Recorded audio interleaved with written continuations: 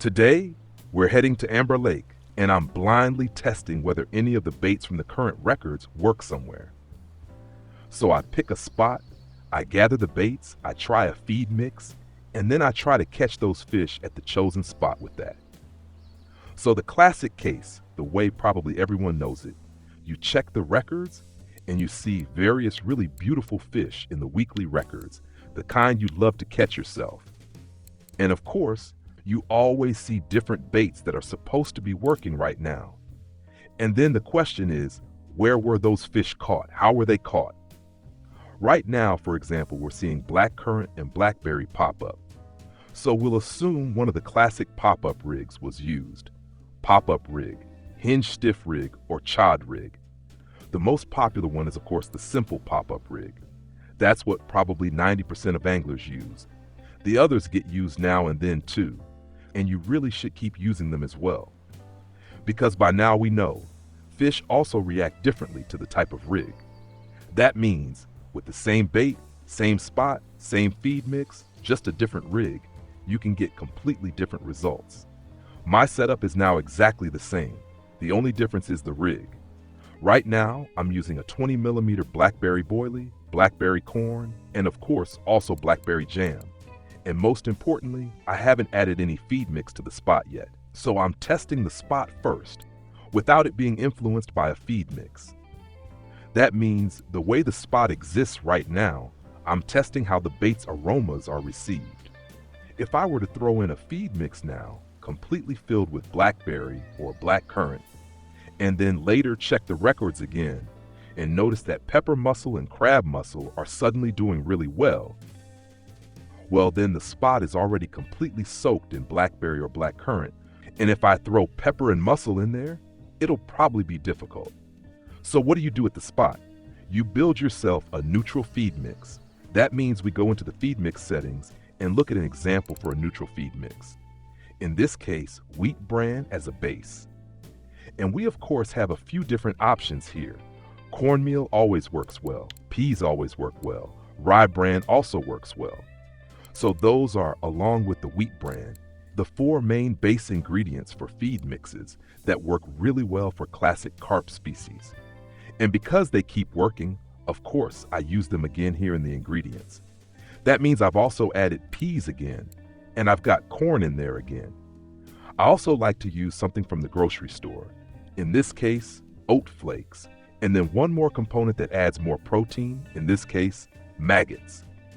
As for aroma, I'm going in pretty neutral here, just amino acids. But you could also use sunflower oil that keeps it really neutral, or something like vanilla, for example. That's also part of the original carp feed mix. Now, in terms of location, I'm at a really classic spot that keeps performing super well and works with all kinds of aromas. And here at this spot, we have the option to fish at 3 or 4 different distances, which means we can stay here continuously for hours. If we start up close, maybe at 6 or 7 meters, and it's already working really well, then a few hours later we can go out to 9 or 10 meters, maybe even 12 to 15, or even out to 30 meters. And we can keep testing different distances at the same location. 132-147 is also a really important position, especially for float anglers or pole anglers at Amber Lake, because we're pretty close to the deep water zone, which means with the pole rod we can quickly fish deep here and maybe go more effectively for larger carp. So now I've reeled in all 3 rods again, and I'm testing the feed mix. How you throw the feed mix into the water doesn't really matter, whether it's in ball form, with a spod rocket, or like now using PVA. The fish won't notice the difference. The advantage of PVA is the bait always lands at the exact same spot, but that's only important at long distances. Right now I'm just fishing at 9 meters, testing at 9 meters first. That would be super easy with a bait ball too, no problem casting that. I've also added some variation here. So I've got blackberry 20 and blackcurrant on one rod, and on the other rods I've got double blackberry. So now we're casting out this neutral feed mix at this mentioned 9 meter distance. And with that, the spot is now being influenced. All right, I'm casting this one now twice, or again, okay? Now it's the fourth time the mix goes in. And with the fifth time, yes, with the fifth, we've now got 100 grams of this base feed mix in the water at the spot. 100 grams is always a good amount, whether in ball form, rocket form, or PVA. With 100 grams, you've got a solid base. If you then catch 2, 3, maybe 4 fish in the next few hours and keep using PVA, that's no problem. Even if you go up to 200 grams of feed mix, that's still fine. With this kind of base feed mix, without any large particles, it's hard to overfeed. But if you add whole boilies to the mix, big feed pellets, shredded pellets, and leave out the base, then you're targeting very big fish with very low frequency. Then the risk of overfeeding is much higher. With a very large feed mix, I'd stay around 100 grams, maybe 150 to 160. And with that kind of mix, you also have to keep an eye on how long it lasts, so you don't accidentally overfeed the spot. With a base mix like this, overfeeding is pretty unlikely. Still, around 200 grams at a single spot is usually more than enough. Of course, all this costs silver, so we don't want to waste too much bait either. Testing is always important, and also influenced by outside factors like the weather and time of day.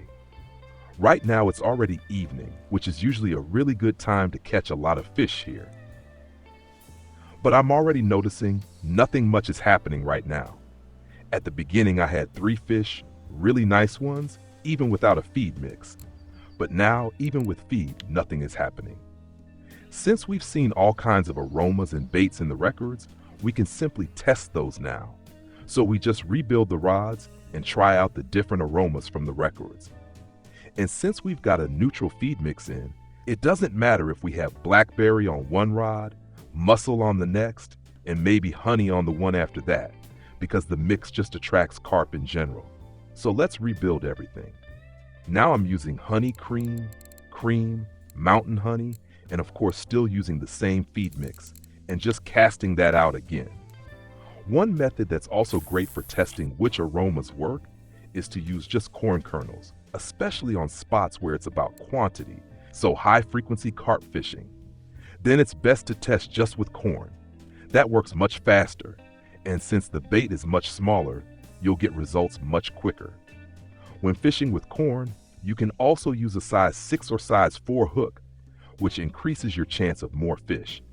But of course, you'll catch a lot of smaller fish too.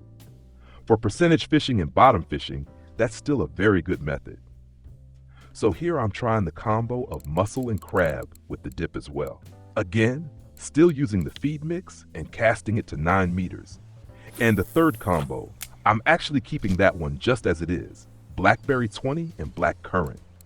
That's the one I've been using all along. And now I'm just testing 2 more flavors. Yeah, it's getting towards the evening hours, and the first result is coming in now with the newly reworked combination of garlic, mussel, and crab. So this is currently reacting first size-wise. Well, and in this case, even the ID reacted. Okay, I wasn't really expecting that. However, yeah, the bait combination isn't that unusual for ID. And also size-wise, this one's actually not bad at all. Still, I wouldn't have expected ID with that feed mix, but maybe it's just triggering something in this fishy zone. Also, the bait size, using a 16mm boilie, that's actually a really good size for ID. Well, but the other baits also seem to be working. So we do actually have the possibility here to influence spots with the feed mix. That's pretty clear. The big question is always, how does such a feed mix actually work? And unfortunately, you just have to test it. Try things out, test, until at some point you figure out that a certain type of carp goes for certain aromas in the feed mix more or less. Huge advantage of neutral feed mixes. We simply have the possibility here to go after fish using all sorts of different flavors. Well, right now I'm of course going for a bit smaller targets, but I'm definitely still testing further, and I'll also be waiting to see what happens later on in the morning hours. But that's basically how I test different spots regularly. So at first I always go in neutral without a feed mix. At first just put the bait in the water, see what happens. Most of the time I actually just use corn because it just gets you quicker results. And then the bait that works best and fastest, that one is then used on all 3 rods. And only afterwards, the feed mix is put together, specifically matched to the aroma of that bait. But still, always make sure, in the feed mix, only one kind of feed pellet per flavor goes in, not 3 or 4 times the same feed pellet flavor. So always just one feed pellet per aroma. I usually use the largest version of the feed pellets because I want to catch the big fish here. Yeah, that's all about testing and testing and testing. That really is the A&O, the be-all and end-all of what you constantly have to do when you're carp fishing, when you're bottom fishing. Make sure to also check out the carp fishing tutorial series. There's a whole playlist here on the channel. There it's over an hour long with detailed basics about carp and bottom fishing. If this helped you, leave a like. Don't forget to subscribe to the channel. It really helps me out a lot. And then I'll see you in the next video or the next live stream. Until then, tight lines.